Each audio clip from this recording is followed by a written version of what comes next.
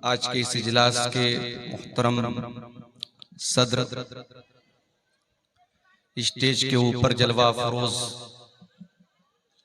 उलमाए किराम, मुहतरम बुजुर्गों, नौजवान भाइयों, माँ और बहनों, प्यारे बच्चों, पिछले साल भी कटिहार के इस गांव सिमरिया में आना हुआ था। पिछले साल मदरसे का प्रोग्राम था। इस साल भाइयों ने बताया है कि मस्जिद की तामीर और तौसी के लिए आज का ये प्रोग्राम रखा गया है। मुझसे पहले बंगला जुबान के खतीब तकरीर के साथ साथ जो आपके सीमांचल के जलसों का दस्तूर है, चंदा भी कर रहे थे और आप हजरात उनके हाथों पर चंदा दे भी रहे थे। जिन्होंने इस नेकी के काम में हिस्सा लिया है, अल्लाह उनकी इस नेकी को कबूल फरमाए, और जो अभी तक पीछे रह गए हैं, अल्लाह उन्हें भी तौफीक दे कि वो आगे बढ़ें और अल्लाह के इस घर में अपना हिस्सा लें, अपना ताउन करें। अल्लाह हम सबको इसकी तौफीक अता फरमाए, आमीन। मेरे भाइयों, इंसान के जीवन में, इंसान की जिंदगी में बहुत सारे स्टेज आते हैं, बहुत सारे दौर आते हैं। एक दौर होता है जब इंसान बच्चा होता है। बचपन के जमाने में इंसान की जिंदगी बहुत लिमिटेड होती है। आप देखते होंगे, हम बच्चों को खिलौना दे देते हैं, बच्चा खेलता रहता है, जितनी देर जाग रहा है खेल रहा है, उसकी जिंदगी में कोई टेंशन नहीं है। क्या खाना है, कब खाना है, कितना कमाना है, कोई टेंशन नहीं। एक दौर वो होता है। फिर बच्चा थोड़ा बड़ा होता है, स्कूल जाने लगता है। अब उसकी जिंदगी में एक टेंशन बढ़ गई कि साहब मुझे स्कूल जाना है, पढ़ाई करना है। कभी कभी आप देखते होंगे, मेरी 6 साल की बच्ची है, कभी कभी सुबह स्कूल के लिए उठाओ तो कहती है नहीं पापा आज मैं स्कूल नहीं जाऊंगी, रोने लगती है। बच्चों को बड़ा पहाड़ लगता है, ये क्या टेंशन मेरी जिंदगी में आ गई, आराम से सो रहे थे, हमारे माँ बाप हमको उठा रहे। बच्चा स्कूल गया, पढ़ाई किया, घर आया, स्कूल से मदरसे से जो होमवर्क मिला वो किया, फिर खेल रहा है।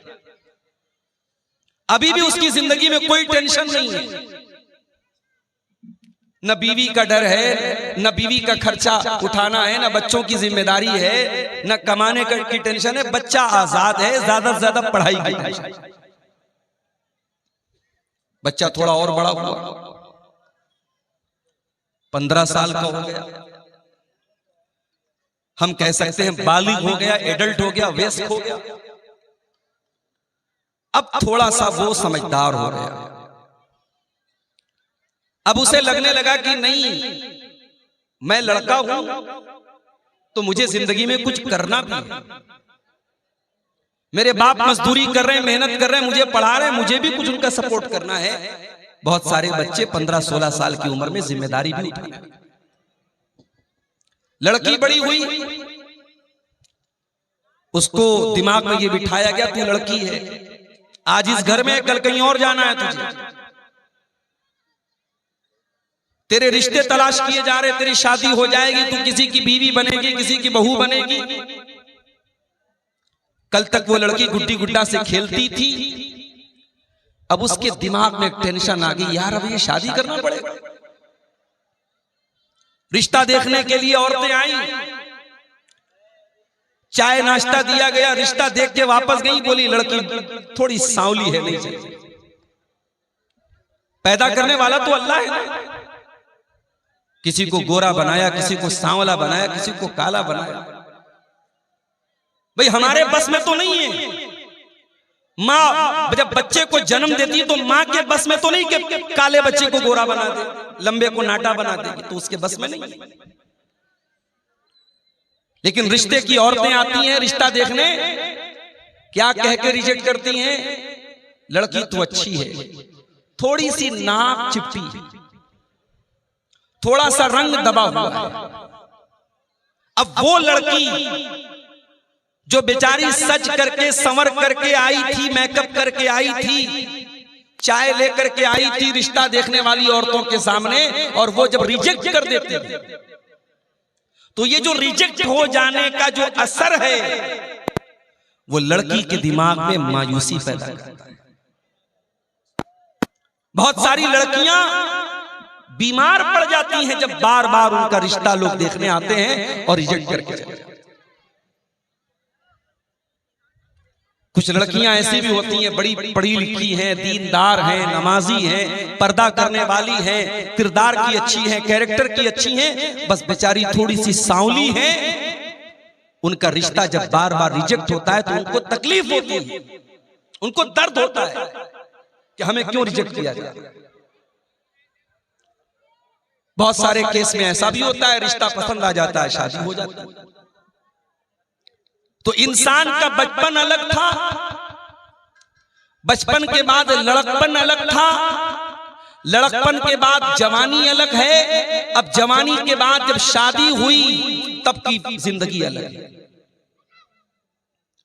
शादी हो गई, बच्चे पैदा हो गए, अब कल तक अकेला था, कोई जिम्मेदारी सर पे नहीं थी। शादी हो गई तो बीवी की जिम्मेदारी उसके ऊपर आ गई। मार्केट जा रहा है तो अब उसको बीवी के मेकअप का आइटम भी खरीदना है, कपड़ा लेने जा रहा है तो बीवी का सूट भी लेना है, बीवी का दुपट्टा भी लेना है, बीवी का जूता चप्पल भी उसको लेना है। खर्चे बढ़ गए, जिम्मेदारी बढ़ गई। फिर जब वो साहिब औलाद हो गया, अब जिंदगी थोड़ी सी और चेंज हो गई, बदल गई। अब उसे डायपर भी लेना है, उसे बेबी सोप भी लेना है, उसे बेबी क्रीम भी लेना है, उसे बेबी पाउडर भी लेना है, उसे बच्चे का पालना भी लेना है, बच्चे का झूला भी लेना है। अब जिंदगी में खर्चे बढ़ गए, जिम्मेदारी बढ़ गई। बच्चा बड़ा हुआ, अब बच्चे का स्कूल में एडमिशन कराने का सरदर्द शुरू हो गया। स्कूल का एडमिशन करा दिया तो किताबें भी दिलानी है, मंथली फीस भी भरना है, ट्यूशन की फीस भी भरना है। मेरे प्यारे साथियों, अब जिंदगी में जिम्मेदारी बढ़ती चली जा रही है। और आगे बढ़ो, अब बच्चे बड़े होने लगे, बेटी बड़ी होने लगी, बेटा बड़ा होने लगा। बेटे का कैरियर क्या बनेगा, बेटा जॉब करेगा या बिजनेस करेगा, बेटा बड़ा होकर के क्या करेगा, ये टेंशन भी उसको पैदा हो गई। बेटी बड़ी हो गई तो बेटी की शादी कहां करना है, किससे करना है, कैसा रिश्ता देखना है, अब ये टेंशन उसके अंदर आ गई। जिंदगी दिन ब दिन टेंशन पर टेंशन देती चली जा रही। इसीलिए अल्लाह कुरान में कहता है, लक़द खलक़नल इंसान फी कबद, हमने इंसान को इस तरीके से पैदा किया है। इंसान जिंदगी बड़ी स्ट्रगल करता है, संघर्ष करता है, मेहनत करता है, कद्दो काविश करता है। इंसान की जिंदगी में दिन ब दिन टेंशन बढ़ती चली जाती है। जिंदगी टेंशन का नाम है। दुनिया में कोई ये कहता है मुझे कोई टेंशन नहीं, झूठ बोलता है। सबको टेंशन है। ये अलग बात है कि कोई अपनी टेंशन को दिल और दिमाग पे लेके परेशान रहता है और कोई मस्त मौला जिंदगी गुजारता है। एक जुमला बोलते हैं ना कि टेंशन लेना नहीं चाहिए, टेंशन दे देना चाहिए। टेंशन लेने से क्या फायदा है? टेंशन लेने से, दिमाग खराब करने से टेंशन खत्म तो नहीं हो जाएगी, मसला हल तो नहीं हो जाएगा। उससे बेहतर है मुस्कुराओ, हंसो, टेंशन आएगी देखा जाए। कुछ लोगों की लाइफ स्टाइल ऐसी है। तो जिंदगी के ये अलग अलग चरण हैं, अलग अलग स्टेज हैं, अलग अलग दौर हैं। अब जो आयत करीमा मैंने आपके सामने पढ़ी है खुतबे मसनूना के बाद, ये सूरे हदीद की आयत नंबर 20 है, आयत नंबर 20। इस आयत में अल्लाह ताला ने एक आयत में इंसान के जीवन में जितने चरण आते हैं, अब बांग्ला में इसको क्या बोलते हैं मुझे नहीं मालूम, हिंदी में चरण बोलते हैं, इंग्लिश में स्टेज बोलते हैं, स्टेजेस। इंसान की जिंदगी में जितने स्टेजेस आते हैं, जितने चरण आते हैं, जितने दौर आते हैं, एक आयत में अल्लाह ताला ने वो सारे दौर भी बयान कर दिए और फिर दुनिया की हकीकत भी अल्लाह ने बयान कर दी, और हमें किसकी तैयारी करना चाहिए अल्लाह ने ये भी बयान किया। इस एक आयत को समझ लिया आपने तो आज की तकरीर आपको समझ में आ जाएगी इंशाअल्लाह। कुरान का 26वां 27वां पारा सूरह हदीद की आयत नंबर 20।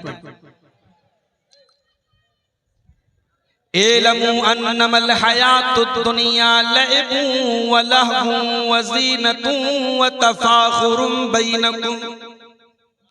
एक बात बोलूं, यूट्यूब पर जाओ और सर्च करो सूफी अब्दुल रशीद। ये अफ्रीका के कारी हैं, क्या नाम है? सूफी अब्दुल रशीद। बिल्कुल अफ्रीकन कैसे होते, गोरे तो नहीं होते, काले ही होते हैं। ये काले हैं, अफ्रीका के हैं, काले हैं। अल्लाह अकबर, क्या कुरान पढ़ते हैं। कभी रात में ईयरफोन लगा के सूफी अब्दुल रशीद की कोई तिलावत सुनो, यही आयत जो मैं पढ़ रहा हूं ये उनकी आवाज में सुनो। अल्लाह की कसम खा के कहता हूं म्यूजिक भूल जाओ। ये जो म्यूजिक सुन करके सुकून मिलता है ना, ये दिल के मुर्दा होने की अलामत है। ये इस बात की निशानी, ये संकेत है कि तुम्हारा दिल मुर्दा हो चुका है, तुम्हारे दिल में कुरान की मोहब्बत खत्म हो चुकी है, तुम्हें म्यूजिक से सुकून मिलता है। अल्लाह कुरान में कहता है ला बिज़िक्रिल्लाहि तत्मइन्नुल कुलूब। मेरे ईमान वाले बंदों के दिलों को अल्लाह के जिक्र से सुकून मिलता है, कुरान से सुकून मिलता है। सहाबे किराम कुरान को पढ़ा करते थे, कुरान को सुना करते थे। हमारे प्यारे नबी कुरान को पढ़ा करते थे, कुरान को सुना करते थे। हमारा नौजवान आज गाना सुन रहा है।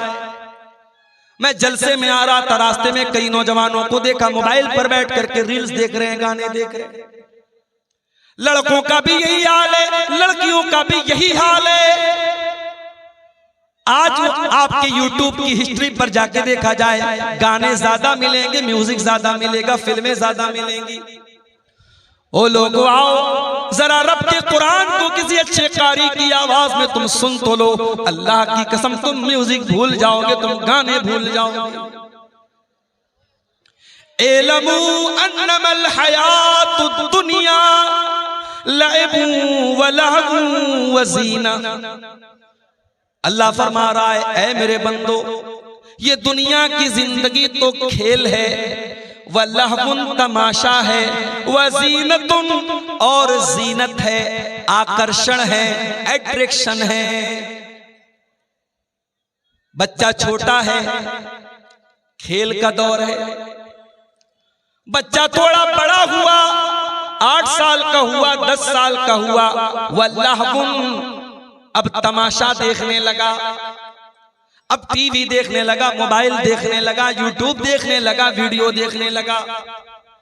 वज़ीनतुन बच्चा थोड़ा बड़ा हुआ, लड़की थोड़ी बड़ी हुई, 15 साल के हो गए, 16 साल के हो गए। लड़की आईने के सामने खड़ी होकर के मेकअप करने लगी। लड़का अपने सर पर, अपने बाल पर, अपने चेहरे पर मेहनत करने लगा, अपनी पसंद का कपड़ा पहनने लगा, आईने में अपने आप को निहारने लगा, अपनी सेल्फी लेने लगा, अपने फोटो को फिल्टर कर करके लेने लगा। वज़ीनतुन इंसान की जिंदगी आकर्षण है, आकर्षण है, अट्रैक्शन है, जीनत है। व तफाखुरुन बैनकुम, शादी हो गई, बिजनेस करने लगा।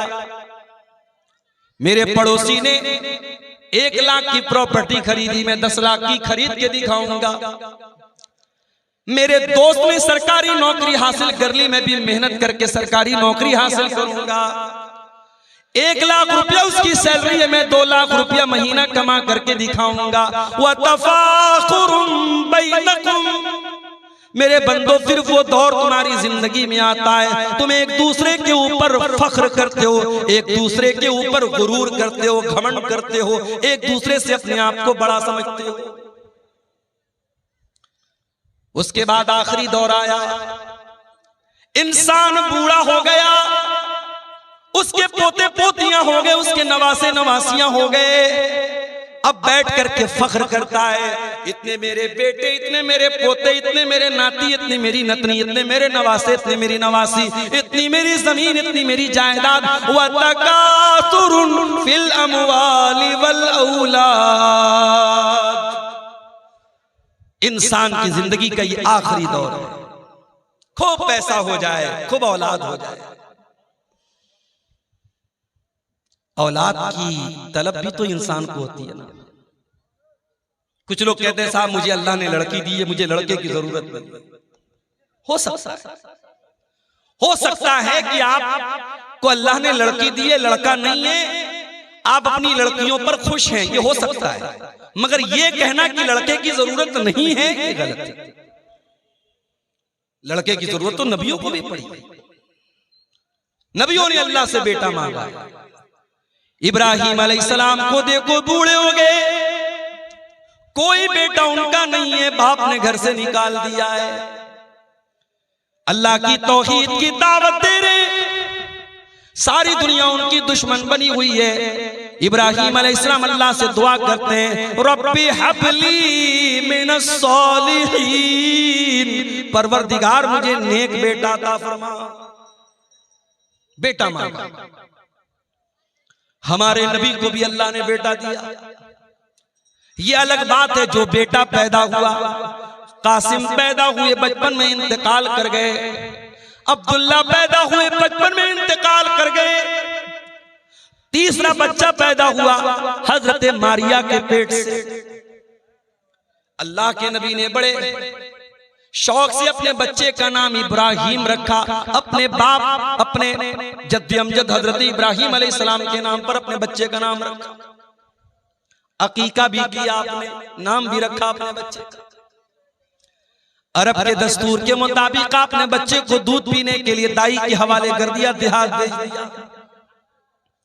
ये अलग बात है, अल्लाह ने मेरे नबी की तकदीर में ये भी लिखा था कि ऐ मेरे नबी, आपका कोई बेटा जवान नहीं हो पाएगा, जवान नहीं होना है किसी बच्चे। तीसरा बेटा पैदा हुआ इब्राहिम। जब ये बच्चा 1.5 साल का हुआ और देहात में एक आदमी के घर में रहता था, वहीं ये बच्चा दूध पीता था, वहीं रहता था। बच्चा बीमार हो गया। अल्लाह के नबी को बताया गया कि आपका बेटा बहुत बीमार है। आप सहाबे किराम को लेकर के पहुंचे, आपने बच्चे को गोद में लिया। आप अल्लाह के नबी हैं, आखिरी नबी है, आपसे मजबूत कलेजा किसका हो सकता है, आपसे मजबूत दिल किसका हो सकता है। मगर औलाद की मोहब्बत तो मेरे नबी के सीने में भी मौजूद थी। आपने देखा मेरा इकलौता बेटा आखिरी सांसें ले रहा है, दम तोड़ रहा है। अल्लाह के प्यारे नबी की आंखों से आंसू जारी हो जाते हैं, आपकी आंखों से आंसू गिरने लगते हैं। और सहाबे किराम अपने नबी को रोता हुआ देख करके कहते हैं, अल्लाह के नबी, ये हम क्या देख रहे हैं, आप रो रहे हैं, आपकी आंखों से आंसू बह रहे हैं। आप फरमाते, हाज़िही रहमतुन जअलहल्लाहु फी कुलूबि इबादिही। ऐ मेरे सहाबा, ये आंसू मुहम्मदुर रसूलुल्लाह के आंसू नहीं है, ये इब्राहिम के अब्बा के आंसू हैं, ये इब्राहिम के बाप के आंसू हैं। ये एक बाप के आंसू हैं जो मोहब्बत में अपने बेटे की जुदाई में निकल रहे हैं। ये एक बाप के दिल से निकले हुए दर्द के आंसू रो रहे हैं। आज तो पीरों और फकीरों को लोगों ने यह दर्जा दे दिया है। पीर साहब को इतना पावर है कि एक आदमी तकरीर में बयान कर रहा है, वीडियो मौजूद है फेसबुक के ऊपर, आप जाके देख सकते हैं, कि शेख अब्दुल कादिर जिलानी का मुरीद था। कब्र में पहुंचा मरने के बाद, मुनकर नकीर आए सवाल पूछने के लिए। जैसे ही सवाल पूछा, शेख अब्दुल कादिर जिलानी के मुरीद ने कहा, तुम्हें मालूम नहीं मैं किसका मुरीद हूं? कहा किसके मुरीद हूं? का मैं गौसे आजम का मुरीद हूं, मैं शेख अब्दुल कादिर जिलानी का मुरीद हूं। इतना सुनना था, मुनकर नकीर भाग गए, भाई तेरे से कोई सवाल नहीं करना, तुझसे कुछ नहीं पूछना, तू इतनी बड़ी हस्ती का मुरीद है। ये किस्से गढ़ने वाले, ये कहानियां गढ़ने वाले, ये करामतें गढ़ने वाले ये क्यों भूल जाते हैं कि अल्लाह के नबी से बड़ा कोई इंसान दुनिया में नहीं गुजरा, आपसे बड़े मर्तबे वाला कोई नहीं गुजरा। और आपका ये हाल है, आपका अपना बच्चा है, आपके हाथों में दम तोड़ रहा है और आप कुछ नहीं कर पा रहे। यहां तो कितने मुर्दों को जिंदा कर दिया शेख अब्दुल कादिर जिलानी। या मेरे नबी अपने बच्चे को मरता हुआ देख करके रो रहे हैं और कुछ नहीं कर पा रहे। बेटा मर जाता है, मुहम्मदुर रसूलुल्लाह की आंख से आंसू निकलते और आप क्या कहते हैं? ओ लोगो, ओ मेरी प्यारी माँ बहनों, जब तुम्हारे किसी बच्चे का अल्लाह न करे कभी अगर इंतकाल हो जाए, तुम्हारा कोई अजीज अगर मर जाए, कोई रिश्तेदार अगर मर जाए, कोई करीबी अगर मर जाए और तुम्हें रोने का दिल चाहे, तुम्हारी आंखों से आंसू निकले, तुम्हें अपनी जबान से कोई लफ्ज निकालने का दिल चाहे, तो जरा अपने नबी का ये नमूना भी देख लेना। क्या फरमाया? इन्नल आइना तदमा वल कल्ब यहज़ुन वला नक़ूलु इल्ला मा यरदा रब्बुना। ऐ मेरे बच्चे इब्राहिम, तेरे जाने से तेरे बाप का दिल गमगीन है, तेरे बाप की आंखों से आंसू बह रहे, तेरा बाप रो रहा है। ऐ इब्राहिम, लेकिन तेरा बाप अपनी जबान से कोई ऐसी बात नहीं निकालेगा जिससे अल्लाह नाराज हो जाए। तो बेटे की ख्वाहिश तो सबको होती है, नबियों को भी। अल्लाह कह रहा है कि जिंदगी के ये अलग अलग दौर हैं। एक खेल का दौर था, एक तमाशे का दौर था, एक अट्रैक्शन का दौर था, एक खूब पैसा कमाने का दौर था, एक दूसरे पर फख्र करने का दौर था, और फिर एक आखिरी दौर आया कि ढेर सारे बच्चे हो गए, बड़ा खानदान हो गया, बड़ी प्रॉपर्टी बना ली, बड़ी जमीन बना ली। अब जरा गौर से सुनना सिमरिया वालों, अब अल्लाह ताला दुनिया की एक मिसाल बयान कर रहा है। कमसल गैसिन आजबल कुफ्फार नबातुहु। मेरे बंदो, दुनिया की मिसाल अल्लाह बयान कर रहा है जैसे बारिश होती है। जब बारिश होती है तो सबसे ज्यादा कौन खुश होता है? किसान खुश होता है। किसान खुश होता है। बारिश ना हो, किसान खुदकुशी कर लेता है, और बारिश सही समय से हो जाए, किसान खुश हो जाता है। बारिश हो रही है, अब खेती लहलहाने लगी, हरी भरी हो गई। अल्लाह फरमाता है मेरे बंदू, मैं दुनिया की मिसाल दे रहा हूं। बारिश हुई, खेती हरी भरी हो गई। तुम यही जो तुमने धान का खेत लगाया, तुमने मकई का खेत लगाया, तुमने गेहूं का खेत लगाया, एक टाइम ऐसा आया ये हरी भरी जो खेती थी ये पीली हो गई, पक गई, तैयार हो गई। गेहूं तैयार हो गया, धान तैयार हो गया, मकई तैयार हो गई। तुम यही जो फतराहु मुस्फर्रा, कल तक जो पौधे हरे हरे थे आज पीले पीले हो गए, आज पक करके तैयार हो गए। सुम्मा यकूनु हुतामा। पीछे कौन लोग बात कर रहे हैं? एकदम उनको हटाओ यहां से। इतनी तमीज नहीं, स्टेज के पास माइक के पास बैठ के बात कर रहे हैं। सुम्मा यकूनु हुतामा, फिर ये खेती जब पक करके तैयार हो गई, उसको काट दिया गया। कोई खेती अपने खेत में कट करके उसको छोड़ा नहीं जाता, काट दिया जाता है जब तैयार हो जाती है। अभी मेरे पास जयनगरा कोई जगह है, जयनगर या जयनगरा इसी कटिहार में, वहां के लोग मेरे पास आए, नवंबर में टाइम मांग रहे थे। मैंने कहा भाई दिसंबर में ले लो। बोले नहीं मौलवी साहब, अभी मकई कटी है, अब दिसंबर में जब आप मांग रहे हैं, टाइम दे रहे हैं, तो उस टाइम फिर हमारी दोबारा खेती लग जाएगी, हम नहीं दे सकते। खेती का समय होता है। मैं किसान नहीं हूं, मैं खेती नहीं करता हूं, लेकिन खेती करने वालों के साथ रहते हुए इतना जान कि खेती करने का एक टाइम है, खेती काटने का एक टाइम है। खेती तैयार तो फिर उसको कोई रोकता नहीं, खेती को काट लिया जाता है। अल्लाह फरमाता है सुम्मा यकूनु हुतामा, फिर खेती को काट लिया जाता है। ऐ मेरे बंदो, तुम्हारी दुनिया की जिंदगी भी ऐसी ही है। तुम्हारी जवानी जब होती है तुम हरे भरे होते हो, फिर बुढ़ापा आता है, 40 साल के हो गए, 50 साल के हो गए, अब तुम पक चुके हो, पीले पड़ चुके हो। कभी देखा है आपने बॉलीवुड की बड़ी बड़ी हीरोइनें जो एक एक करोड़ कितने कितने करोड़ रुपए लेती हैं फिल्मों के, जब इनकी जवानी ढल जाती है, इनके बाल सफेद हो जाते हैं, फिर उनको कोई नहीं पूछता। उम्र खत्म हो गई, अट्रैक्शन खत्म, सौंदर्य खत्म, ब्यूटी खत्म।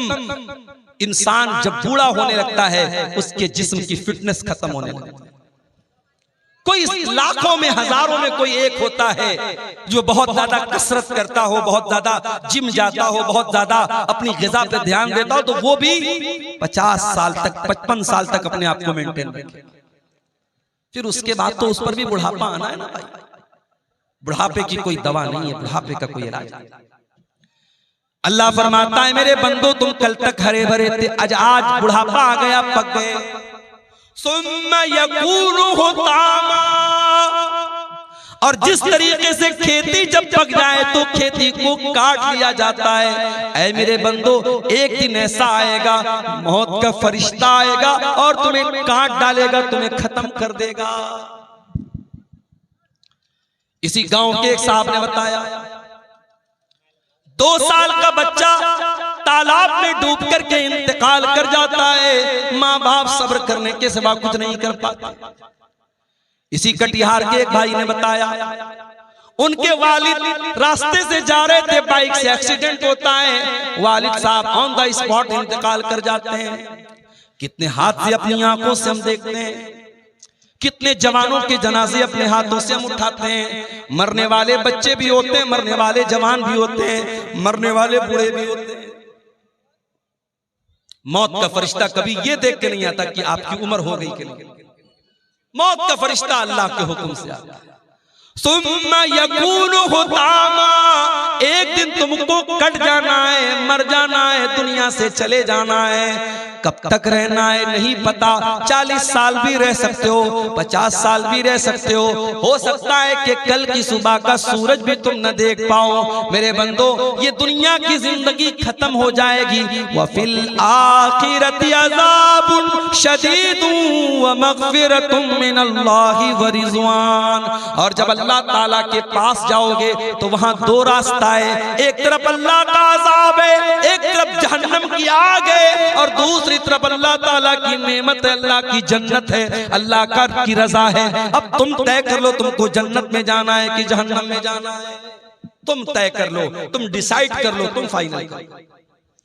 वमल हयातुद दुनिया इल्ला मताउल गुरूर, और ये दुनिया की जिंदगी जिस पर तुम इतना फख्र करते हो, इतना नाज करते हो, जिस दुनिया की जिंदगी के लिए तुम कितना हराम काम करते हो, कितना नाजायज काम करते हो, ये दुनिया तो धोखे का सामान है। दुनिया तो धोखा है। बड़े बड़े बादशाहों ने जब महल बनाया तो क्या ये सोच के बनाया कि मैं मर जाऊंगा? फिरौन इतना बड़ा बादशाह, मूसा अलैहिस्सलाम बात करने के लिए आए तो फिरौन कह रहे चुप, तू बात मत कर, तुझसे मैं क्यों बात कर, तू है कौन? मूसा अलैहिस्सलाम ने कहा मैं अल्लाह का रसूल। कहां कह रहे जाओ, तुम रसूल बन गए, मैं जानता नहीं क्या तुमको, मेरे महल में तुम पले बड़े हो, मैं जानता हूं, तू तो ढंग से बात नहीं कर सकते हो, तुम क्या नबी बनो? फिरौन ने हजरत मूसा का मजाक उड़ाया, क्योंकि मूसा अलैहिस्सलाम बचपन में एक आग की चिंगारी से उनकी जबान कट गई थी, इसलिए उनकी जबान में लड़खड़ाहट थी। अल्लाह की कुदरत देखो, जिस पैगंबर की जबान में लड़खड़ाहट है उस पैगंबर को अल्लाह ताला आसमान पहाड़ पे बुलाता है, कूहे तूर पे बुलाता है, और उस पैगंबर से अल्लाह कलाम करता है, बातचीत करता है। और जब मूसा अलैहिस्सलाम से अल्लाह ताला ने कलाम किया तो मूसा अलैहिस्सलाम दुआ करते हैं, रब्बिश्रह ली सदरी व यस्सिर ली अमरी वहलुल उक़दतम मिन लिसानी यफ़क़हू क़ौली। परवरदिगार मेरे सीने को मेरे लिए खोल दे, मेरे मामले को मेरे लिए आसान बना दे। जबान की लुकनत को दूर कर दे, मेरी जबान की गिरे को दूर कर दे, मेरी जबान की लड़खड़ाहट को दूर कर दे, यफ़क़हू क़ौली, ताकि लोग मेरी बात को समझ सके। तो फिरौन ने मजाक उड़ाया, अरे जाओ तुम क्या बात, अल्लाह का मजाक उड़ाया, मूसा अलैहिस्सलाम का मजाक। कहा कि ऐ मूसा, मैं इतना बड़ा बादशाह हूँ, हाज़िहिल अनहारु तजरी मिन तहती, ये बड़ी बड़ी नदियां, ये दरियाए नील, ये दरियाए कुलजुम, ये बड़ी बड़ी नदियां, ये बड़े बड़े दरिया मेरे महल के नीचे से जाते हैं। इन दरियाओं का मैं मालिक हूँ, नदियों का मैं मालिक हूँ। अल्लाह ने कहा अच्छा, तो तुझे अपनी ताकत पे बड़ा नाज है, अपनी बादशाहत पे बड़ा नाज है, अपनी नदियों पे बड़ा नाज है, आ मैं तुझे तेरा अंजाम चखा। मूसा अलैहिस्सलाम जाने लगे, पीछे फिरौन पीछा कर रहा है। मूसा अलैहिस्सलाम ईमान वाले लोगों को लेकर के जा रहे हैं, सामने दरिया आ जाता है। मूसा अलैहिस्सलाम के साथी कहते हैं इन्ना लमुदरकून, ऐ मूसा अब तो हम अरेस्ट हो जाएंगे, गिरफ्तार हो जाएंगे, पकड़ लिए जाएंगे। सामने पानी है और पीछे फिरौन का लश्कर है। अभी हालात आप देख रहे हैं मुल्क क्या हो रहा है, जुल्म की कितनी इंतहा हो रही है।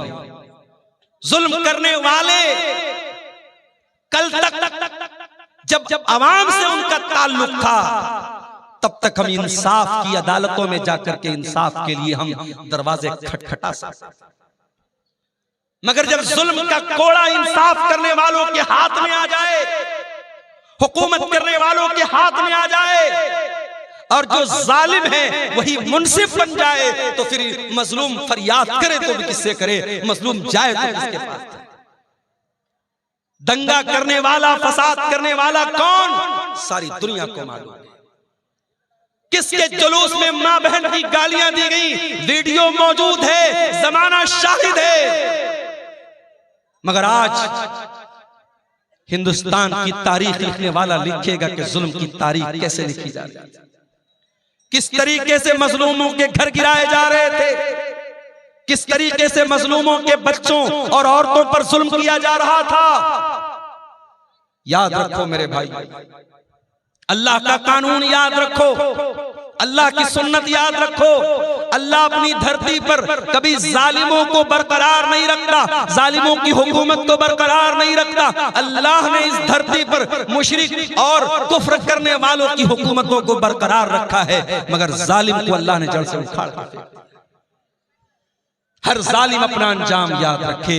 अरबी में कहावत है लेकुल्ले फिरौन मूसा, हर फिरौन के लिए अल्लाह ताला ने किसी मूसा को तैयार किया। मूसा अलैहिस्सलाम जा रहे हैं, पीछे फिरौन है, सामने पानी है। कौम के लोग कहते हैं Musa we will be arrested, we will be captured, हम तो पकड़ लिए जाएंगे, गिरफ्तार हो जाएंगे। मूसा अलैहिस्सलाम कहते हैं ऐ मेरी कौम के लोगों, डरने की जरूरत नहीं है, इन्ना मइया रब्बी सयहदीन, मेरा रब मेरे साथ है, मेरा रब जरूर कोई ना कोई रास्ता निकालेगा। ये जो ईमान था मूसा अलैहिस्सलाम के दिल में, ऐ भारत के मुसलमानों, ऐ हिंदुस्तान के मुसलमानों, ये ईमान अपने दिल में पैदा कर। तुम अल्लाह अकबर की सदा देने वाले हो, तुम ला इलाहा इल्लल्लाह का कलमा पढ़ने वाले हो। तुम्हारा ईमान हुकूमतों पर नहीं है, तुम्हारा ईमान सियासी पार्टियों पर नहीं है। इन सियासी पार्टियों ने कल भी इस्तेमाल किया था, आज भी तुम्हें इस्तेमाल कर रहे हैं और आइंदा भी करते रहेंगे। तुम ईमान लाए हो रब्बे वाहिद की जात पर, उस अल्लाह की जात पर अपने ईमान को मजबूत करो, उस अल्लाह से अपने ताल्लुक को जोड़ दो। मूसा अलैहिस्सलाम ने कहा मेरा रब मेरे साथ है, वो जरूर कोई ना कोई रास्ता निकालेगा। अभी इतना कहा था मूसा अलैहिस्सलाम ने कि कुरान कहता है फ़अौहैना इला मूसा अनिद्रिब बिअसाकल बहरा, हमने मूसा को हुक्म दिया कि अपनी लाठी को पानी के ऊपर जाके मार दो। सामने नदी है, दरिया है, दरिया की गहराई कितनी हो सकती है आप अंदाजा नहीं लगा सकते। दरियाए कुलजुम बहुत बड़ी नदी है, वो नदी सामने थी। हजरत मूसा गए और लाठी को जाकर के पानी पर मारा। जैसे ही लाठी को पानी पर मारा है अभी मैं मुंबई गया था एक हफ्ता पहले। मुंबई में एक ब्रिज है, उसको अटल सेतु बोलते हैं। अटल सेतु 22 किलोमीटर का ब्रिज समंदर के अंदर बना है। अल्लाह, 1-2 किलोमीटर नहीं, 22 किलोमीटर। 22 किलोमीटर का ब्रिज कहां बना है? समंदर के अंदर बना है। इंसान को अल्लाह अगर इतना दिमाग दे सकता है कि इंसान समंदर में ब्रिज बना सकता है, वही 22 किलोमीटर लंबा, तो वो अल्लाह जिसने इंसान को इतना माइंड दिया है, इतना दिमाग दिया है, उस अल्लाह के लिए कौन सी बात नामुमकिन है मेरे भाई। मूसा अलैहिस्सलाम ने लाठी को मारा, न कोई इंजीनियर आया, न कोई नक्शा बना, न कोई पिलर खड़ा हुआ, बीच में रास्ता बन गया। पानी, एक तरफ का पानी इधर रुक गया, एक तरफ का पानी उधर रुक गया, और बीच में रास्ता बन गया। अब मूसा अलैहिस्सलाम अपने साथियों को लेकर चल पड़े। जरा इमेजिन करो, तसव्वुर करो, दोनों तरफ पानी रुका हुआ है और मूसा अलैहिस्सलाम बीच में जा रहे हैं अपने साथियों के साथ। फिरौन ने देखा मूसा जा रहे हैं, उनके साथ ईमान वाले जा रहे हैं, और पानी बीच में रुका हुआ है, बीच में रास्ता बना हुआ है। फिरौन ने अपने लश्कर से कहा चलो तुम भी इसी रास्ते पर चलो। फिरौन भी चल पड़ा, फिरौन का लश्कर भी चल पड़ा। मूसा अलैहिस्सलाम और ईमान वाले नदी को पार कर गए। जब उस पार चले गए, अल्लाह ने पानी को मिला दिया, पानी को मिला दिया, और जैसे ही पानी को मिला दिया फिरौन डूब गया। फिरौन के तमाम लश्कर के लोग डूब गए। जब फिरौन डूबने लगा तो कहता है आमनतु बिल्लज़ी आमनत बिही बनु इस्राईल। ऐ अल्लाह, मैं तेरे ऊपर ईमान लाता हूं, मैं तौबा कर रहा हूं। ऐ अल्लाह, मैं उस अल्लाह के ऊपर ईमान लाता हूं जिस पर बनी इस्राईल ईमान लाए। अल्लाह ने फरमाया आल आना वक़द असैता मिन क़ब्लु। ऐ फिरौन, सारी जिंदगी तू गुनाह करता रहा, सारी जिंदगी ईमान वालों को सताता रहा, सारी जिंदगी मूसा अलैहिस्सलाम को सताता रहा। आज जब मौत को सामने देखा तो ईमान ला रहा है। ऐ फिरौन, आज तेरा ईमान एक्सेप्ट नहीं किया जाएगा। पता ये चला कि मौत सामने देखने के बाद तौबा एक्सेप्ट नहीं, इसलिए मौत के आने के पहले तौबा करो। जितना दान करना है, जितना नेकी का काम करना है, मौत देखने के पहले कर लो। मौत देखने के बाद तौबा करोगे, तौबा कबूल नहीं। कभी किसी मरने वाले को देखा? मरने वाले की आंखें उठ जाती है, वो जब मौत के फरिश्ते को देखता है ना, कांप जाता है, उसकी आंखें पथरा जाती है। मौत जब सामने आ जाए, हम जब किसी को मरते हुए देखते ना, तो उसकी बोली बंद हो जाती है, उसकी बातचीत बंद हो जाती है। यानी अब उसने मौत को देख लिया, अब तौबा करेगा तो तौबा का कोई मतलब नहीं। तो मौत को देखने के पहले तौबा करो। फिरौन भी मौत को देख करके तौबा कर, अल्लाह ने कहा तेरी तौबा कबूल नहीं होगी। इतने बड़े बड़े महल फिरौन ने बनाए थे, कितने बड़े बड़े बागात थे, कितने बड़े बड़े महल थे, नदियां थी, नहरें थी, तालाब थे, स्विमिंग पूल थे। अल्लाह फरमाता है कम तरकू मिन जन्नातिन व उयून व ज़ुरूइन व मकामिन करीम व नामतिन कानू फीहा फाकिहीन कज़ालिका व औरथनाहा कौमन आखरीन। फिरौन के पास कितने बड़े बड़े बागात थे, महल थे, कितने ऐशो आराम से रहा करता था। आज उसके महल में कोई और रह रहा है, उसके बाग का फल कोई और खा रहा है, उसकी नहर का पानी कोई और पी रहा है। फमा बकत अलैहिमुस समाउ वल अर्दु वमा कानू मुनज़रीन। आज फिरौन मर गया, न आसमान रो रहा है, न जमीन रो रही है, कोई रोने वाला भी नहीं, कोई आंसू बहाने वाला भी नहीं है। ऐसी मौत हुई, कोई आंसू बहाने वाला।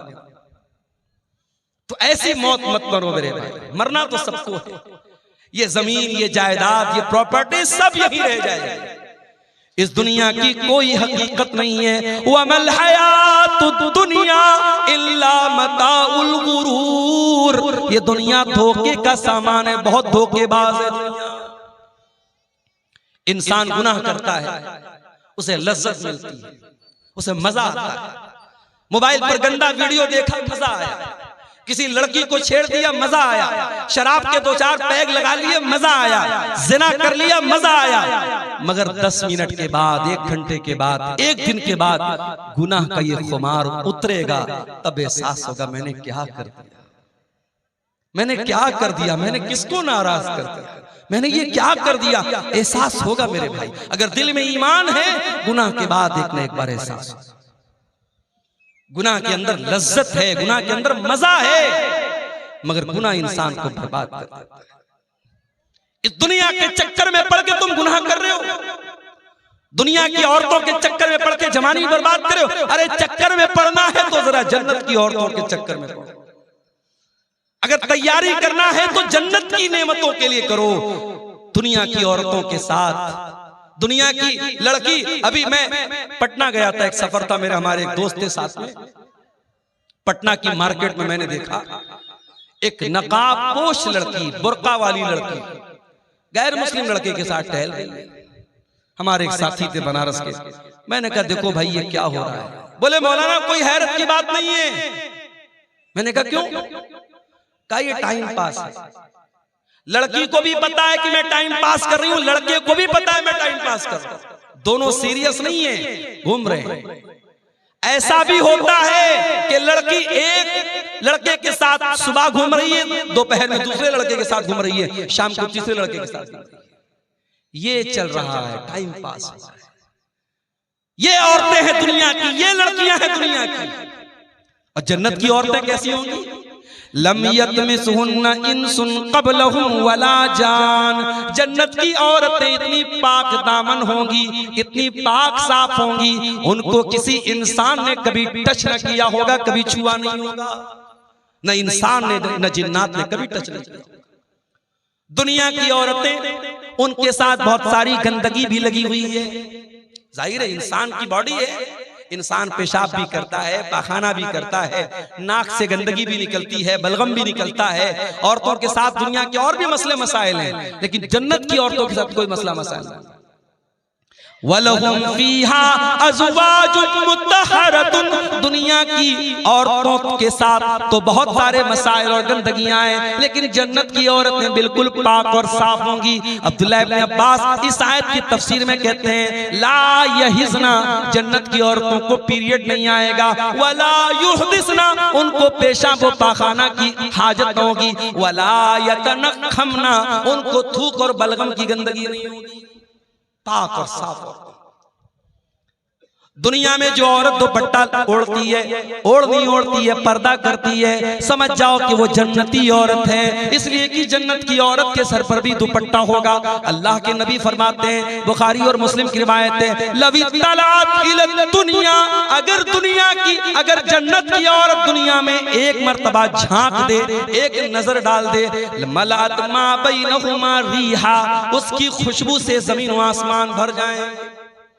इतनी बेहतरीन खुशबू जन्नत की औरत सिर्फ एक नजर झांक दे दुनिया में, उसके परफ्यूम से, उसके फ्रेग्रेंस से, उसकी खुशबू से, उसके सेंट से दुनिया भर जाएगी। वला नसीफुहा अला रासिहा खैरुम मिनद दुनिया व मा फीहा, और जन्नत की औरत के सर पर जो दुपट्टा होगा,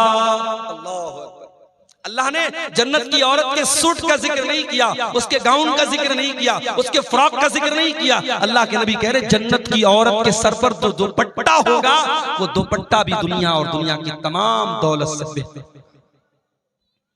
आज मैं मंगल बाजार में कुछ मार्केटिंग करने गया, तो हम लोग तो बनारस के लोग हैं ना, बनारस में कपड़ा बनता है, तो हम लोग कपड़े को हाथ लगा के समझ जाते हैं कपड़ा की क्वालिटी। जो बनारस के अंसारी लोग हैं जिनको जुलाहा कहते हैं, तो वो कपड़े का कारोबार ही करते, तो उनको मालूम है कि कपड़े की क्वालिटी क्या होती है। एक मर्तबा अल्लाह के नबी के पास रेशम का कपड़ा है। रेशम का कपड़ा उस जमाने में भी बड़ा कीमती माना जाता था, आज भी बहुत कीमती माना जाता है। बनारस में आप जाएंगे साड़ी की मार्केट में, 500 रुपए की साड़ी भी है, 50,000 रुपए की भी साड़ी।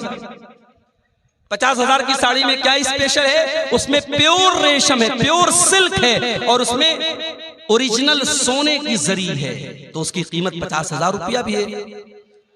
बड़ी बड़ी बॉलीवुड की जो हीरोइनें होती है, उनका जो लहंगा होता है, जो साड़ी होती है, बनारस से तैयार होती है। तो अल्लाह के रसूल सल्लल्लाहु अलैहि वसल्लम के पास रेशम का कोई कपड़ा आया। अब सहाबे किराम अरब के रहने वाले थे, रेशम वहां नहीं बनता था, रेशम का कपड़ा नहीं मिलता था, मोटे मोटे कपड़े मक्के में पहने जाते थे, टाट वगैरह टाइप के कपड़े, जूट वगैरह के कपड़े पहने जाते थे। तो जब ये रेशम का कपड़ा आया तो सहाबा उसको छू करके कहने लगे कि कितना सॉफ्ट है, कितना मुलायम है, कितना नर्म है। सहाबे किराम को बड़ी हैरत हुई। अल्लाह के प्यारे नबी ने फरमाया अताजबून मिन हाजा, ऐ मेरे सहाबा तुम्हें इस पर बड़ा ताज्जुब हो रहा है, बड़ा आश्चर्य हो रहा है, बड़ी हैरत हो रही है। लमनातिल साद इब्न मुआज फिल जन्नत खैरुम मिन हाजा, ऐ मेरे सहाबा जन्नत में हजरत साद बिन मुआज को जो हैंड करचप मिलेगा, जो रुमाल मिलेगा, जो दस्ती मिलेगी, जो मिंदिल मिलेगा, ऐ मेरे सहाबा ये दुनिया के रेशम का कपड़ा फेल है उस जन्नत के रुमाल के सामने। इतना सॉफ्ट होगा हजरत साद बिन मुआज का रुमाल। जब जन्नत का रुमाल इतना सॉफ्ट होगा तो जन्नत का कपड़ा कितना प्यारा होगा। अल्लाह ने जब जन्नत के कपड़े का जिक्र किया तो फरमाया सियाबन खुज़रम मिन सुंदुसिन व इस्तबरक, जन्नतियों के बदन पर रेशम का कपड़ा होगा, और रेशम भी दो टाइप का होगा, एक रेशम सुंदुस होगा और एक रेशम इस्तबरक होगा। सुंदुस बोलते हैं जो बारीक रेशम होता है, और इस्तबरक जो थोड़ा थोड़ा मोटा रेशम होता है। मेरी एक बच्ची का नाम सुंदुस, एक बच्ची का नाम इस्तबरक है। ये कुरान की इन्हीं आयतों की रोशनी में मैंने रखा है। सुंदुस के माने भी रेशम होता है, इस्तबरक के माने भी रेशम। तो जन्नतियों का कपड़ा इतना आलीशान। तुम दुनिया के कपड़े पर मर रही हो मेरी बहनों, तुम अपनी अलमारी पे कपड़े निहार रही हो, अपने वार्डरोब में कपड़े निहार रही हो, और अपने मेकअप आइटम को देख रही हो, अपनी ज्वेलरी बॉक्स को देख रही हो। आओ जरा जन्नत की ज्वेलरी तैयार करो, जरा जन्नत के कपड़े तैयार करो, जरा जन्नत के लिए अपने आप को तैयार। दुनिया की जिंदगी की क्या हकीकत है मेरे भाई। आगाह अपनी मौत से कोई बशर नहीं, आगाह अपनी मौत से कोई बशर नहीं, सामान 100 बरस का है पल की खबर नहीं। कितनी औरतों को मैंने देखा बड़े कपड़े इकट्ठा करती थी, बड़ी ज्वेलरी इकट्ठा करती थी, मर गई। आज उनके कपड़े उनकी बेटियां लेके जा रही हैं, उनकी बहुएं लेके जा रही हैं, उनकी पड़ोस की औरतें लेके जा रही हैं, उनके रिश्तेदार की औरतें लेके जा रही हैं। आप नहीं जानते कपड़ा आपका है कल कौन पहनेगा, मकान आपका है कल कौन रहेगा, नेमतें आपकी हैं, दौलत आपकी है, कल कौन फायदा उठाएगा।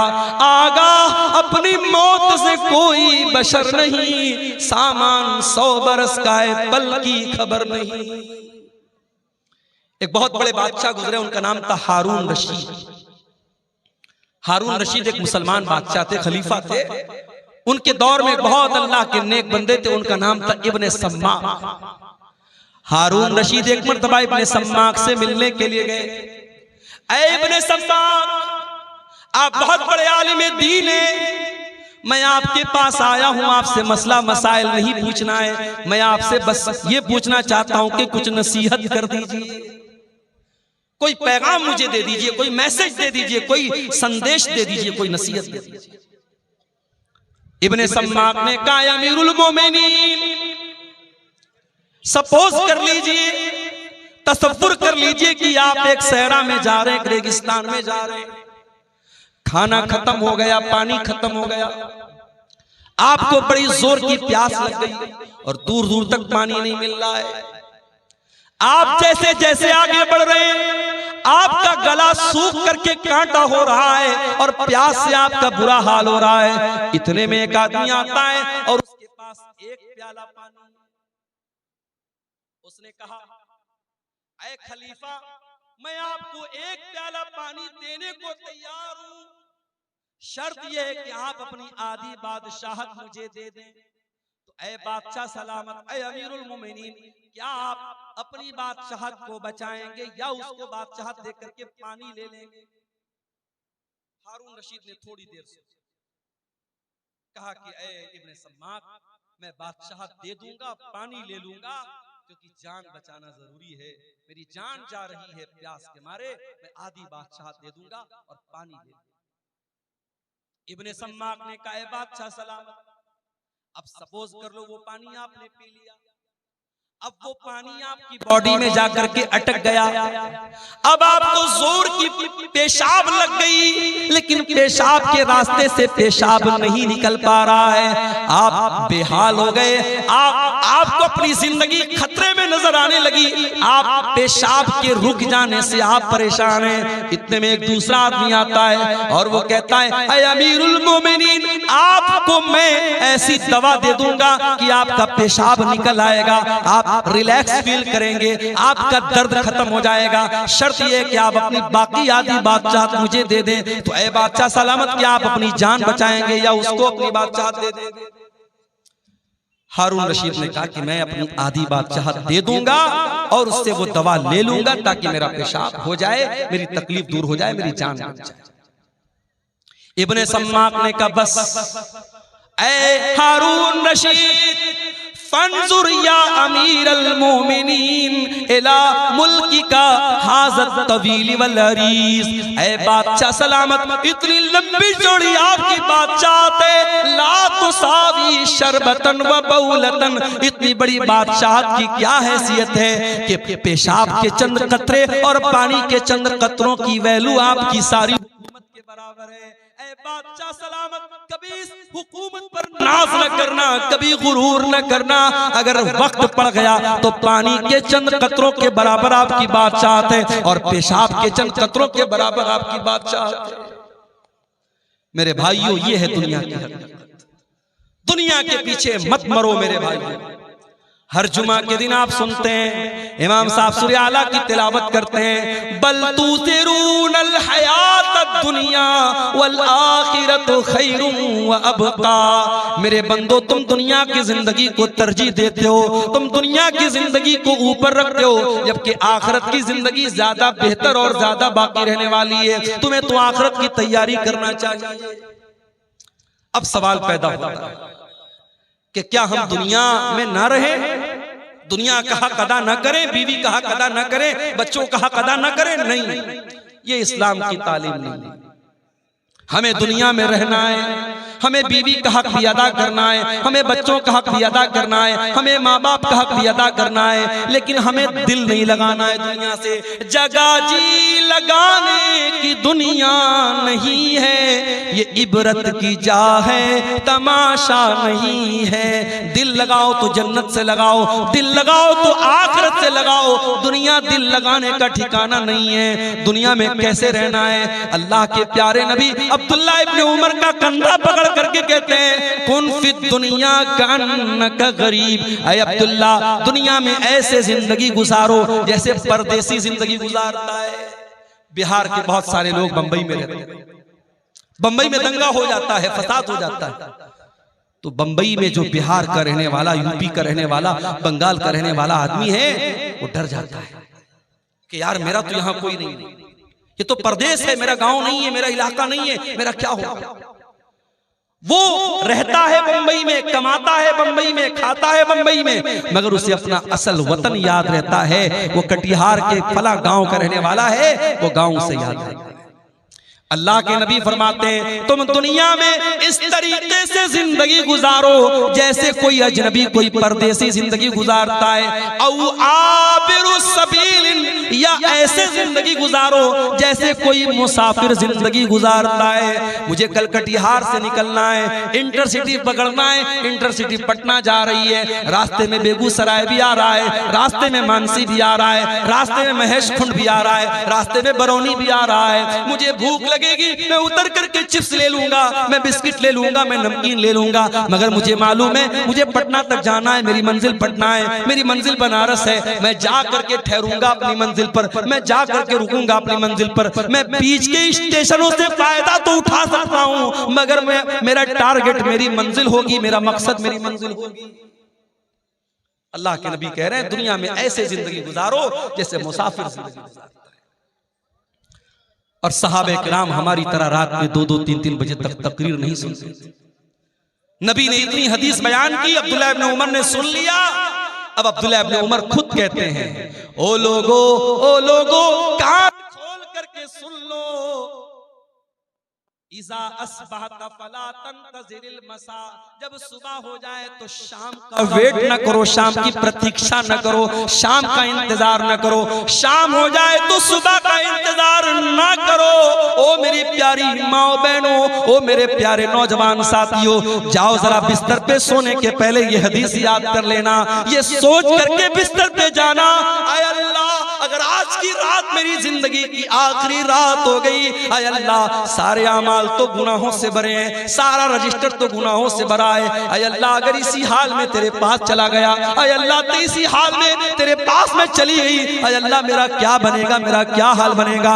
मेरे प्यारे साथियों, जब रात में बिस्तर पे सोने जाया करो तो ये एक बार सोच लिया करो। अल्लाह के हजरत अब्दुल्लाह इब्न उमर कहते हैं, जब शाम हो जाए तो सुबह का इंतजार मत किया करो, और सुबह हो जाए तो शाम का इंतजार मत किया करो। और आगे फरमाते हैं, वखुज़ मिन सिहतिका लिमरदिका, और जब तुम्हारी तंदुरुस्ती मौजूद है तो तुम बीमारी के दिन की तैयारी कर लो, और अपनी जिंदगी में मौत की तैयारी कर लो, मौत की तैयारी कर लो। माशाअल्लाह कटिहार बड़ी तरक्की पर है। मैं आज मार्केट में गया, हमारे कुछ दोस्त लोग भी साथ में थे, कितने बड़े बड़े रेस्टोरेंट बन गए। स्टेशन के सामने एक छोटा सा होटल था, बिस्मिल्लाह होटल, आज गया तो देखा बहुत बड़ा सा रेस्टोरेंट बना है, उसका नाम है तंदूरी महल। बड़े बड़े होटल खुल रहे हैं कटिहार। अभी हैदराबाद में गया था, एक दो महीना पहले मेरा सफर था, कुछ साथियों के साथ रात में निकला, मेरा ख्याल है कि रात के 12 या 1 बज रहे थे।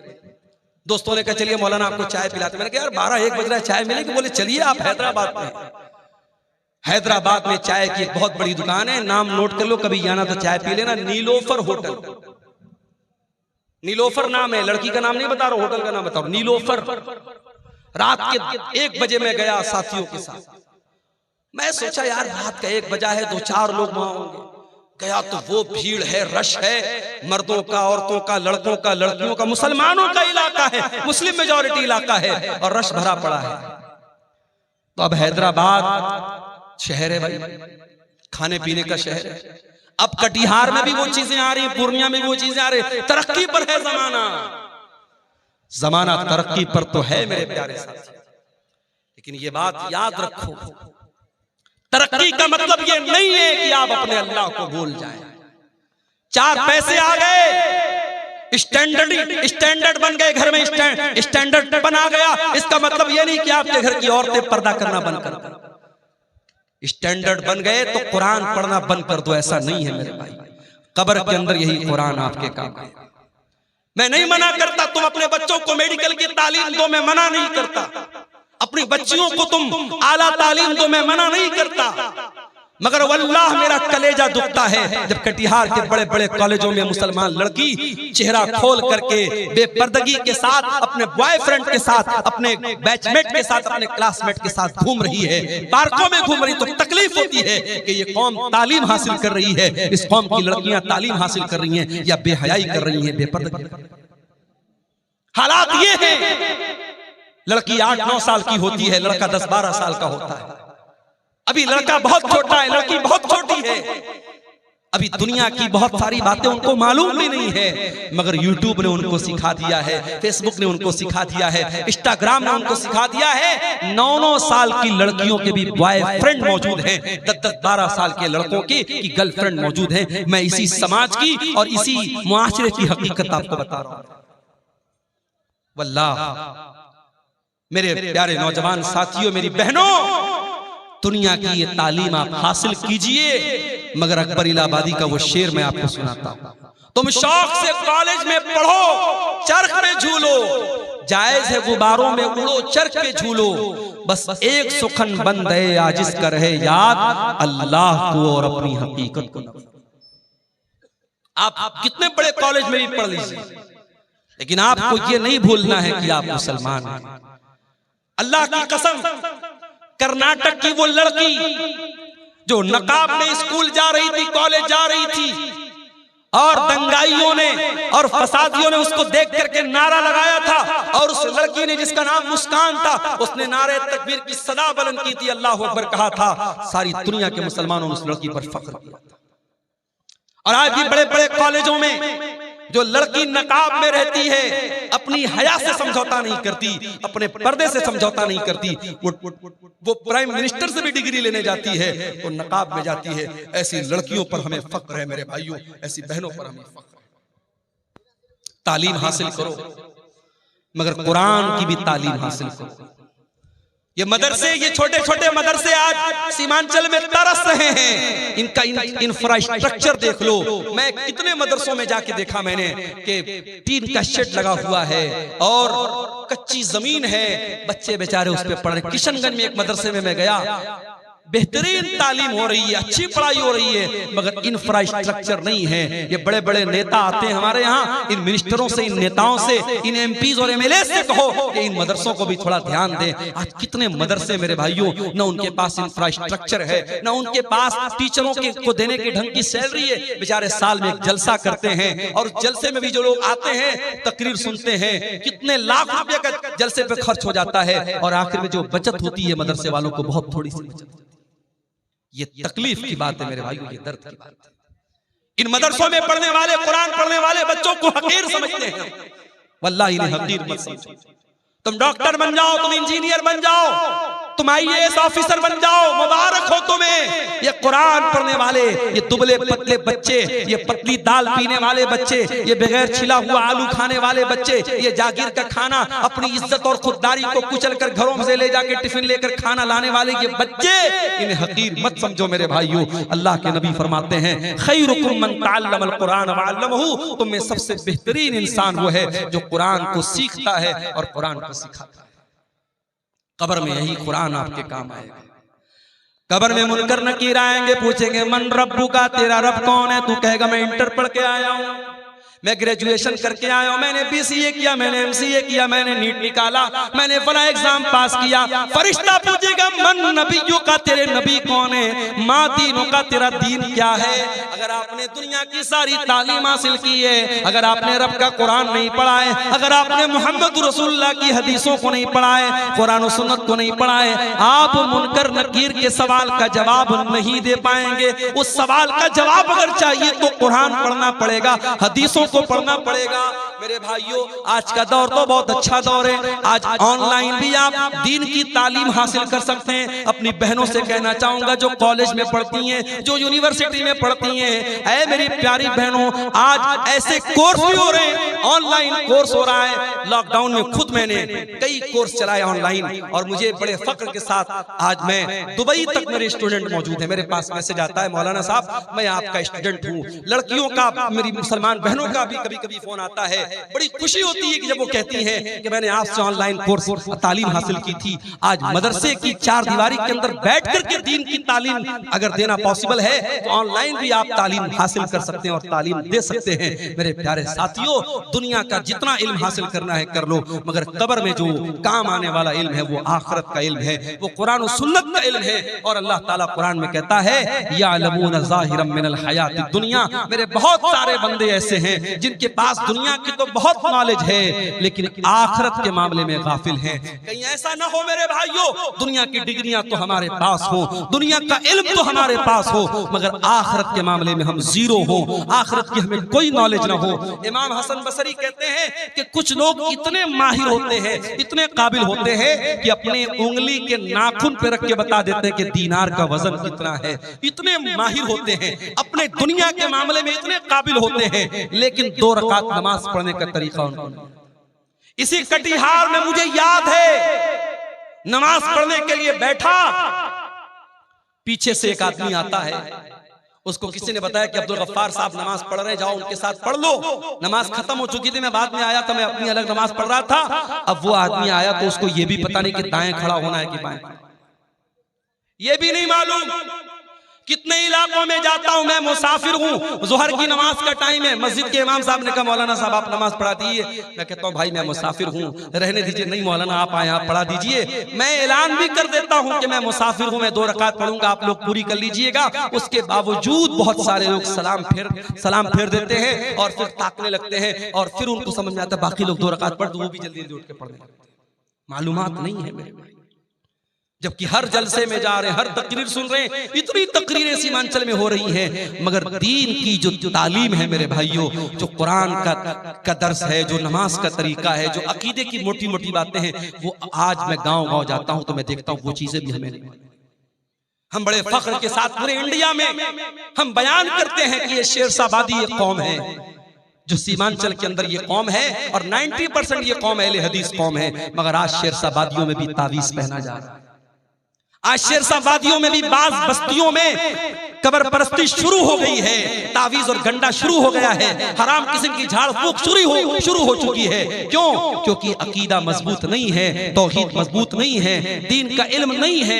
मेरे प्यारे साथियों, दीन का इल्म हासिल करो, दीन का इल्म ही आपको कयामत के दिन भी काम आएगा और कब्र में भी काम आएगा। मैं मना नहीं करता, आप दुनिया की तरक्की हासिल कीजिए, दुनिया को कामयाब बनाइए, मगर कुरान हमें जो दुआ सिखाता है, रब्बना आतिना फिद दुनिया हसना व फिल आखिरती हसनतन व क़िना अज़ाबन्नार। आय अल्लाह तू दुनिया की भी भलाई हमको अता फरमा दे और आखिरत की भलाई भी हमको अता फरमा दे और जहन्नम की आग से हमको बचा ले।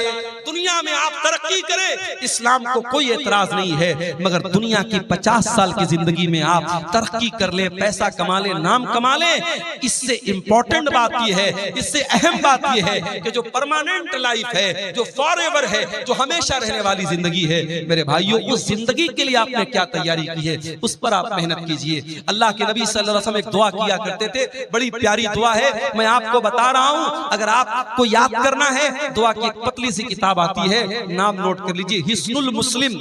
ये किताब आपको कहीं भी मिल जाएगी, अगर मोबाइल आपके पास मौजूद है, उसके प्ले स्टोर में जाके आप टाइप कीजिए हिस्नुल मुस्लिम, तो ये किताब वहां पर भी आपको मिल जाएगी। अल्लाह के नबी बड़ी प्यारी दुआ करते थे, अल्लाहुम्मा अस्लिह ली दीनी अल्लज़ी हुवा इस्मतु अमरी व अस्लिह ली आखिरती अल्लती व अस्लिह ली दुनियाया अल्लती फीहा माआशी। ऐ अल्लाह, मेरे दीन को सही कर दे, मेरे दीन की इस्लाह कर दे, क्योंकि दीन ही मेरे मामले की बुनियाद है। और अल्लाह, मेरी दुनिया को भी तू अच्छा कर दे, क्योंकि मुझे जिंदगी दुनिया में गुजारना है। वो अस्लिह ली आखिरती अल्लती इलैहा माआदी। और अल्लाह, मेरी आखिरत को भी तू दुरुस्त कर दे, क्योंकि मरने के बाद मुझे लौट करके आखिरत की तरफ जाना है। वजअलिल हयात ज़ियादतन ली फी कुल्लि खैर। और अल्लाह, मेरी जिंदगी को ऐसा बना दे कि जिंदगी में हर आने वाला दिन पीछे वाले दिन से बेहतर हो, हर दिन कोई नया नेकी का काम करूं, कोई अच्छा काम करूं। इसी कटिहार के इलाके के लोगों ने मुझे बताया कि पर हेड वो 10-10 रुपया कलेक्शन कर रहे हैं। 10 रुपए की आज के जमाने में कोई वैल्यू नहीं, लोग पान खा जाते हैं 10 रुपए का। परिवार में अगर 5 लोग हैं, 6 लोग हैं, 10-10 रुपया वो सबसे कलेक्शन कर रहे हैं पूरे गांव से। और इस तरीके से 1 साल लोगों ने कलेक्शन किया है।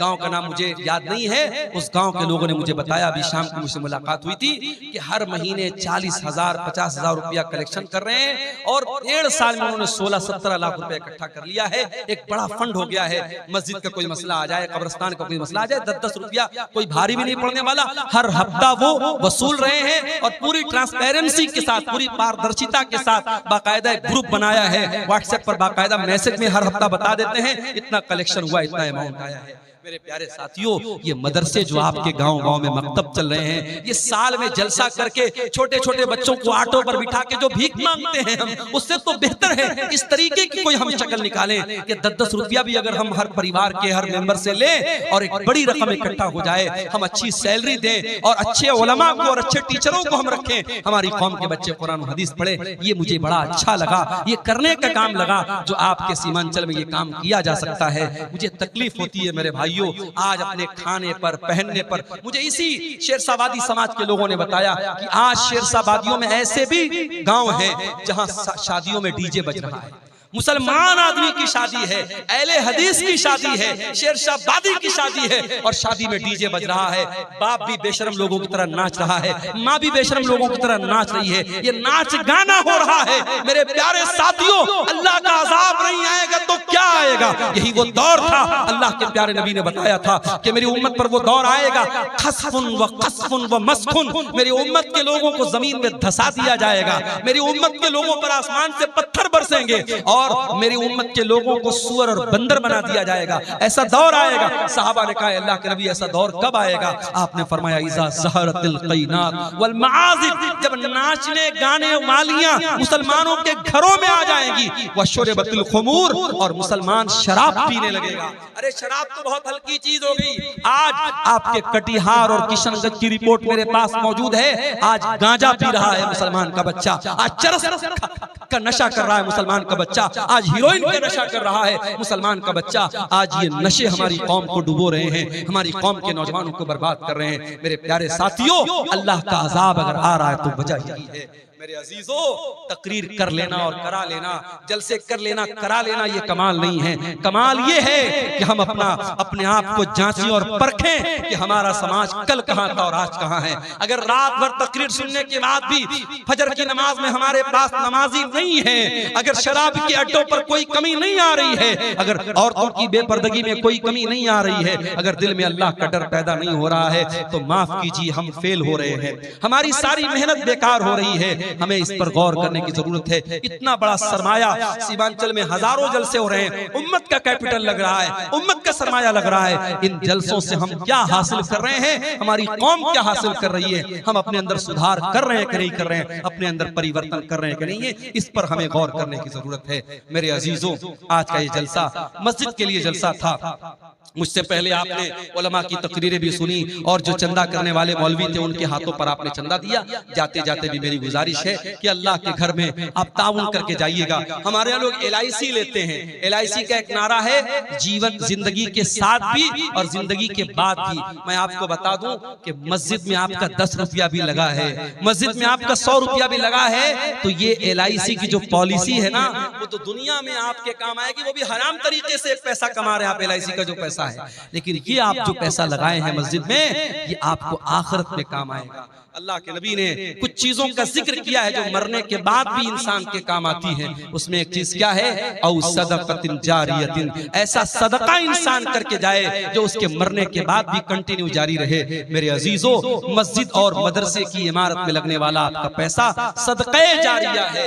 आज हम लोग बड़े खुश होते हैं, साहब मौलाना मुफ्ती रहमान साहब के जरिए मस्जिद बन रही है, फला मौलाना साहब के जरिए मस्जिद बन रही। कभी आपने गौर किया, ये जितने मशारी का काम करने वाले उलमा हैं, ये अपना पैसा तो नहीं लगा रहे। ये अरब के कुछ लोग हैं, अल्लाह के नेक बंदे, कोई अपनी माँ के नाम से मस्जिद बनवा रहा है, कोई अपने बाप के नाम से ट्यूबवेल लगवा रहा है, कोई अपने भाई के नाम से मदरसा बनवा रहा है। जो जज्बा अरब के लोगों में पैदा हुआ और हिंदुस्तान और बिहार, बंगाल और नेपाल में उनके पैसे से मस्जिद बन रही है, तो वो जज्बा क्या हमारे अंदर पैदा नहीं हो सकता? मेरे प्यारे साथियों, वो जज्बा यकीनन पैदा हो सकता है। वो जज्बा पैदा करो, हम अपने लिए जो बनाएंगे वो यही रह जाएगा। जो दुनिया के लिए, उम्मत के लिए छोड़ के जाएंगे, वो इंशाअल्लाह आखिरत में हमारे काम आएगा। इसलिए जिनको अल्लाह ने नवाजा है, वो इस तरीके के नेकी कामों में बढ़ चढ़ के हिस्सा लें।